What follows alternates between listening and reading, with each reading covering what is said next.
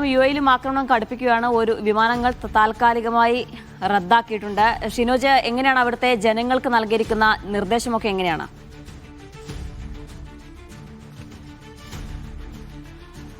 സാധാരണ ജീവിതത്തെ ഇപ്പോഴും ഈ ആക്രമണങ്ങൾ ബാധിച്ചിട്ടില്ല എന്ന് വേണമെങ്കിൽ പറയാം. വിമാനയാത്രയും മറ്റും ബാധിച്ചിട്ടുണ്ടാകും. അതേപോലെ തന്നെ വിപണിയിലെ ചില പ്രതിസന്ധികൾ, അത്തരത്തിലുള്ള കാര്യങ്ങൾ മാത്രമാണ് സാധാരണക്കാരെ സംബന്ധിച്ചോളം ഇത് ബാധിക്കുന്നത്.